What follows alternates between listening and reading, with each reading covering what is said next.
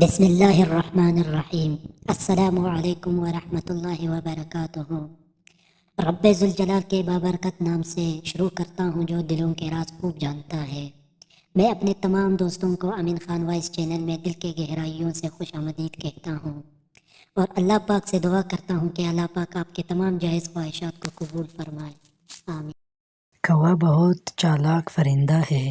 اس کی نظر بہت تیز ہوتی ہے، جو اسے خوراک اور دشمنوں سے آگاہ کرتی ہے۔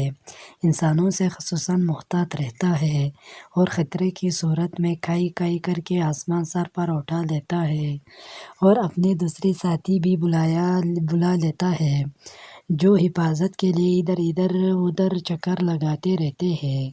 کوا اپنے بچوں اور انڈوں کی حفاظت کرتا ہے۔ اگر کہیں چیل یا بلی نظر آ جائے تو کوے اس پر پھول پھاڑتے ہیں اور اسے وہاں سے بھگانے پر مجبور کر دیتے ہیں۔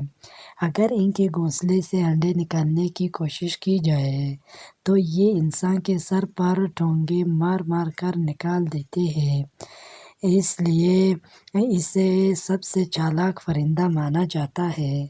کووں کو عرصہ دراز سے چالاک سمجھا جاتا رہتا ہے، مگر ممکن ہے کہ ان میں ہمارے دانش سے کہیں زیادہ ذہانت ہو۔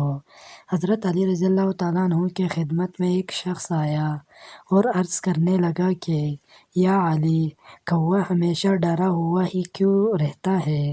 یہ کہنا تھا کہ حضرت علی رضی اللہ تعالیٰ عنہ نے فرمایا کہ کوا ان پرندوں میں سے ہے جن کو اللہ نے عظیم بہادری عطا کی، لیکن جب وہ طوفان نوح آیا تو نیک مخلوقات نے اللہ کے نبی نوح علیہ السلام کی کشتی کو نجات کا سہارا بنایا، لیکن جب طوفان تھما تو چاروں طرف صرف پانی ہی پانی تھا۔ تو اللہ کے نبی نوح علیہ السلام نے کوے سے کہا کہ تم بہادر ہو، جاؤ دیکھو، اگر آس پاس زمین نظر آئے تو آ کر مجھے بتا دو تاکہ ہم کشتی کا رخ خشکی کی طرف کر دیں۔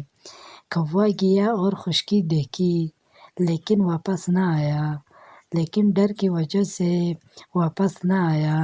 بس اللہ کے نبی نوح علیہ السلام کی زبان سے یہ الفاظ اللہ کے دربار میں پہنچ گئے کہ آج کے بعد جب تک کوا زمین پر رہے گا ڈر ہی ڈر کر جیے گا۔